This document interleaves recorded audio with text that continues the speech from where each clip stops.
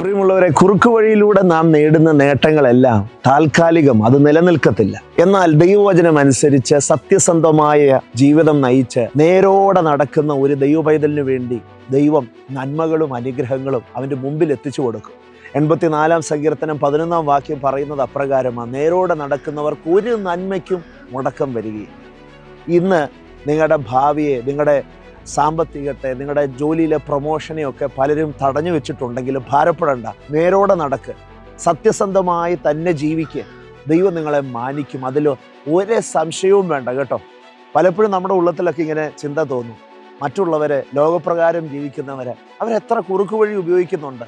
അവരുടെ ഉയർച്ചയും അവരുടെ സാമ്പത്തിക നന്മയൊക്കെ കാണുമ്പോൾ പലപ്പോഴും നമുക്ക് അസൂയൊക്കെ തോന്നും, മനസ്സിനകത്ത് തോന്നും, ഇങ്ങനെ എല്ലാവരുടെ മുമ്പിൽ ഇങ്ങനെ സത്യസന്ധമായിട്ട് ജീവിച്ചിട്ട് വലിയ ഗുണമുണ്ടോ, നേരോടെ നടന്നിട്ട് ഗുണമുണ്ടോ എന്നൊക്കെയുള്ള ചിന്തകൾ നമ്മുടെ മനസ്സിനെ അലട്ടും. അപ്പോഴൊക്കെ ഈ വചനം നിങ്ങൾ മറക്കരുത്: നേരോടെ നടക്കുന്നവർക്ക് ഒരു നന്മയ്ക്കും മുടക്കം വരികയില്ല. സത്യസന്ധത എന്ന് പറയുന്നത് ദൈവിക സ്വഭാവമാണ്. നമ്മുടെ ദൈവം സത്യവാനാണ്.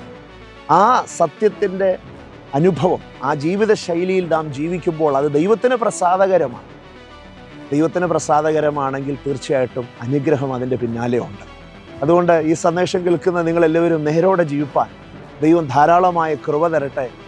വക്രതയും കോട്ടവുമുള്ള ഈ തലമുറയിൽ ദൈവത്തിൻ്റെ വിശ്വസ്ത മക്കളായി, ദൈവത്തിൻ്റെ സ്വഭാവത്തെ വെളിപ്പെടുത്തുന്നവരായി നമുക്ക് ജീവിക്കാം. May God bless you. ദൈവം നിങ്ങളെ ധാരാളമായി അനുഗ്രഹിക്കും.